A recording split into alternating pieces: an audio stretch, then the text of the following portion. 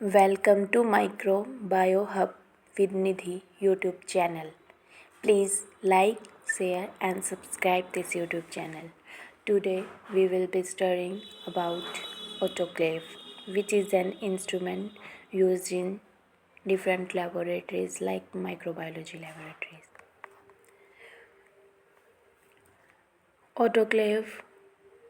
Autoclave सबसे पहले discover Charles Chamberlain नाम के एक साइंटिस्ट ने 1879 में किया था। ऑटोक्लेव एक डिवाइस होती है जिसे हम यूज़ करते हैं स्टेरिलाइज करने के लिए डिफरेंट इक्विपमेंट्स को, इंस्ट्रूमेंट्स को या मटेरियल्स को, उनको एक्सपोज करके हाई टेम्परेचर और प्रेशर पे। कंडीशंस होती हैं कि टेम्परेचर 121 डिग्री सेल्सियस हो, प्रेशर 15 साई मीन्स पर स्क्वायर इंच, और इसको फिर 40 डिग्री सेल्सियस तक कूल होने देते हैं हम before opening the went. Autoclave का प्रिंसिपल बेस्ड होता है मोइस्ट हीट स्टेरिलाइजेशन पे। इसमें स्टीम अंडर प्रेशर यूज़ करते हैं हम ताकि किल कर सके हार्मफुल बैक्टीरिया, वायरसेस, फंजाई और स्पोर्स को जो भी आइटम्स पे प्रेजेंट होते हैं जिन्हें हम इनसाइड द प्रेशर वेसल रखते हैं। प्रिंसिपल ऑफ ऑटोक्लेव बेस्ड होता है मोइस्ट हीट स्टेरिलाइजेशन के प्रिंसिपल पे। इसमें स्टीम अंडर प्रेशर को हम यूज़ करते हैं। जब वाटर बॉईल होता है तो वेपर प्रेशर इक्वल हो जाती है एटमॉस्फेरिक प्रेशर के। जैसे जैसे प्रेशर इंक्रीज़ करते जाते हैं हम वेसल के अंदर, वैसे ही टेम्परेचर जिस पे वाटर बॉईल होता है वो भी इंक्रीज़ होना स्टार्ट हो जाता है। इसे हम यूज़ करते हैं स्टेरिलाइज करने के लिए डिफरेंट मटेरियल्स को जो कि चैम्बर के इनसाइड में हम प्लेस करते हैं। जब स्टीम्स कॉन्टैक्ट में आती है सरफेस के तो ये माइक्रोब्स को किल कर देती है, उन्हें लेटेंट हीट गिव ऑफ करके, और कंडेंस लिक्विड इंश्योर करता है मॉइस्ट किलिंग हो माइक्रोब्स की। Working of autoclave sterilization work करती है हीट को यूज़ करके। हीट की वजह से माइक्रोब्स को किल कर देती है, माइक्रोब्स जैसे कि bacteria, spores etcetera. Heat delivered होती है प्रेशराइज स्टीम के द्वारा। प्रेशराइजेशन अलो करता है स्टीम को हाई टेम्परेचर तक पहुंचने के लिए। हाई टेम्परेचर की वजह से स्टेरिलाइजेशन होता है, और इसमें टेम्परेचर और प्रेशर की conditions 121 degree Celsius and 15 Sai means पर स्क्वायर इंच होती है।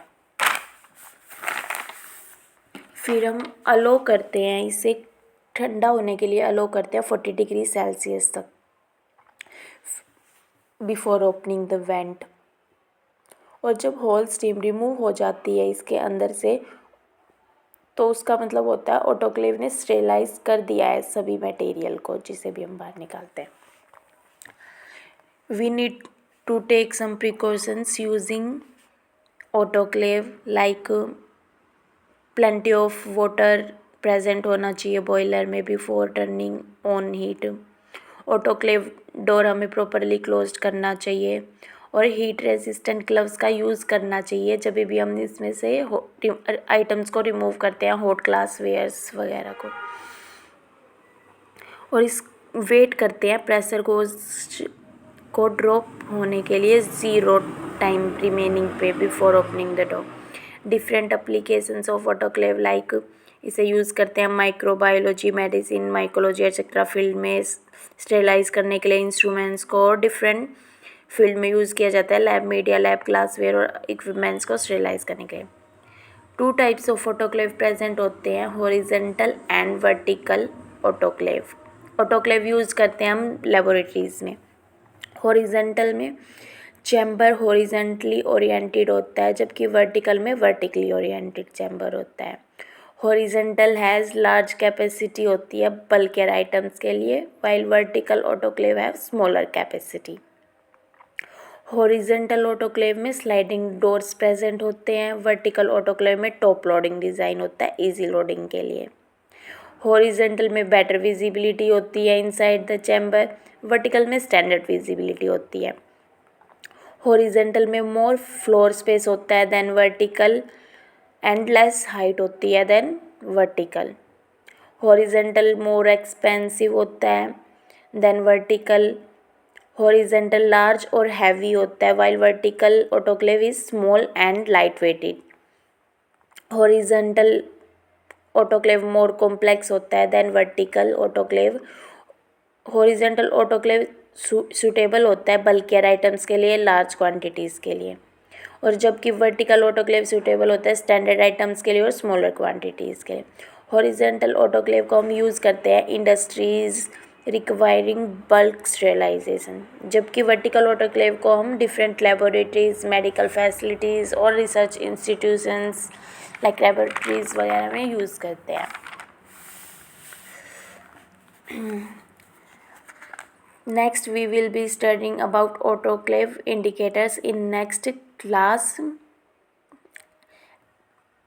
Thank you for viewing my video. I will be uploading these videos further.